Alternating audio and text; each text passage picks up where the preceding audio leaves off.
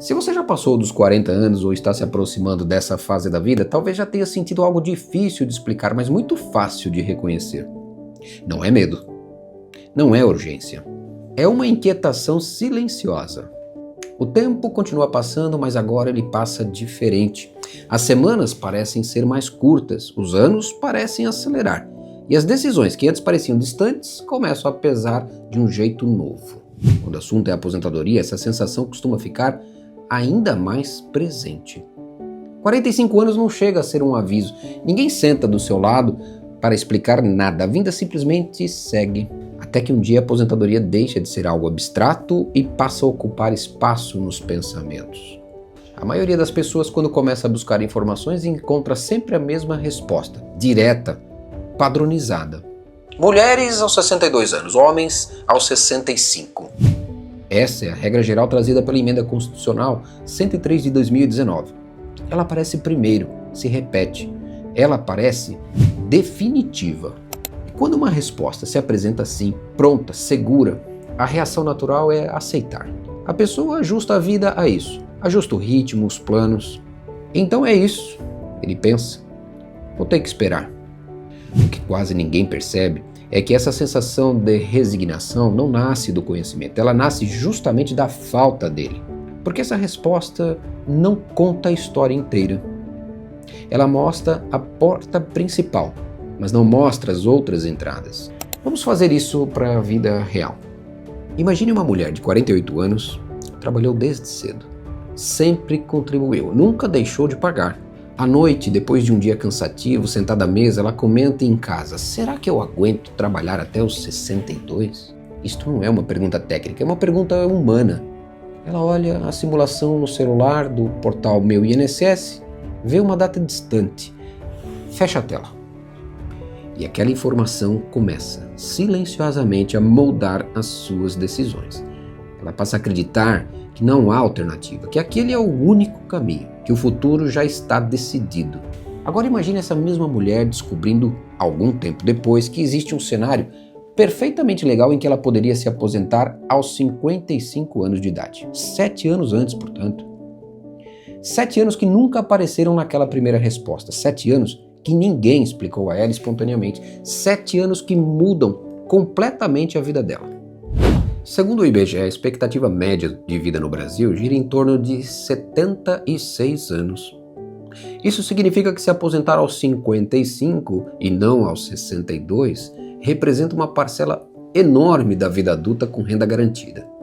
Quando colocamos números nisso, o impacto fica ainda mais claro. R$5.000 por mês parecem apenas um valor, mas R$5.000 por mês são 65 mil por ano. Em 7 anos, mais de R$400.000. R$400.000 não são detalhe. São consultas médicas sem adiamento. São viagens feitas enquanto ainda há disposição. São escolhas que deixam de ser adiadas. Agora, pense em um homem de 55 anos. Ele está no trabalho quando um colega comenta: fiz a simulação, só com 65. Ele ri, mas na verdade sente um peso. 15 anos ainda. Ele chega em casa e comenta quase automaticamente: acho que vou ter que trabalhar até os 65. Não porque quer, mas porque acredita que não existe outro caminho. Essa lógica se repete em vários momentos. Na escolha da aposentadoria que sai mais rápido, sem entender o impacto ao longo da vida. Na decisão de continuar contribuindo, sem saber se isso realmente faz a diferença. Na confiança em números, que aparecem prontos, sem explicação. Existe um conforto momentâneo em respostas automáticas. Elas encerram a dúvida naquele instante, mas deixam um rastro de incerteza depois. Os dados mostram que isso não é exceção. Relatórios do Tribunal de Contas da União indicam que mais da metade dos pedidos de benefícios previdenciários são indeferidos, negados na primeira análise. Não porque as pessoas não tenham direito, mas porque faltam informações corretas, enquadramentos adequados ou análise individualizada. Auditorias da CGU, da Controladoria Geral da União, e do próprio Tribunal de Contas da União também apontam falhas recorrentes nos dados previdenciários. São vínculos que não aparecem, salários registrados a menor, períodos ignorados. Esses erros não aparecem sozinhos, eles ficam escondidos. Quando aparecem, tarde demais, não há como corrigir. É exatamente aqui que o planejamento previdenciário começa a fazer toda a diferença. Planejar não é pedir benefício, planejar é investigar, é sentar com calma e olhar para a própria história. Imagine agora alguém dizendo: vamos olhar para isso sem pressa. A primeira pergunta não é quando você quer se aposentar? A primeira pergunta é: como foi a sua vida de trabalho? E só essa pergunta já muda tudo. Você começou a trabalhar cedo ou mais tarde? Teve períodos sem registro? Teve fases de renda maior e menor? Teve trabalhos mais pesados? Teve funções que exigiram mais do seu corpo? Essas perguntas não aparecem em simulações rápidas, mas elas mudam completamente o resultado final. O planejamento revela, por exemplo, qual é o seu verdadeiro tempo de contribuição. Não o que você imagina, mas o que realmente conta.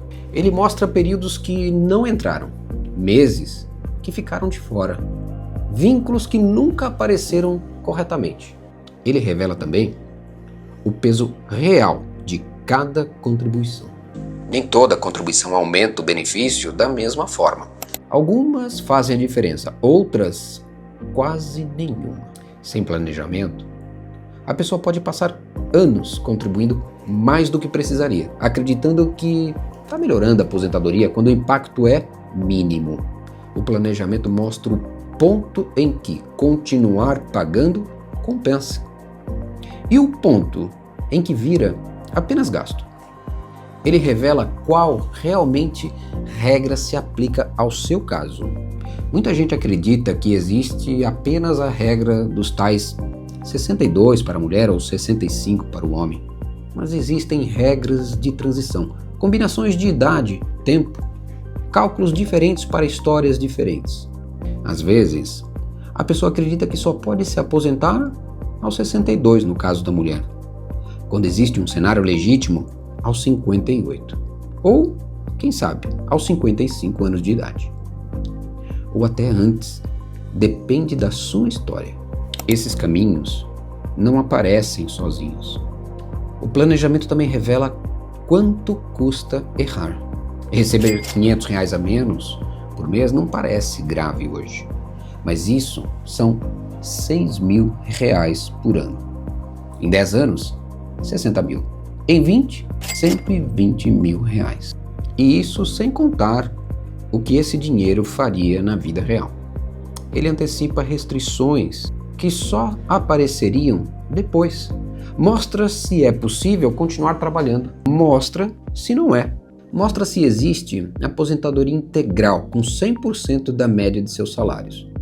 Mostra se haverá limitações. Mostra consequências que só aparecem quando já fosse tarde. Por exemplo, quem trabalhou exposto a riscos ou possui alguma limitação, ainda que mínima, costuma ter caminhos mais claros, mas não são apenas esses casos. Existem regras, combinações, estratégias que fazem diferença também para pessoas comuns, como você, com histórias comuns. Por exemplo, 2 colegas de trabalho com trajetórias parecidas podem ter aposentadoria completamente diferentes. Não por sorte, mas por decisão, ou até, melhor dizendo, pela ausência dela. Depois que a aposentadoria é concedida, o caminho se fecha. Não há troca, não há desaposentação, não há correção.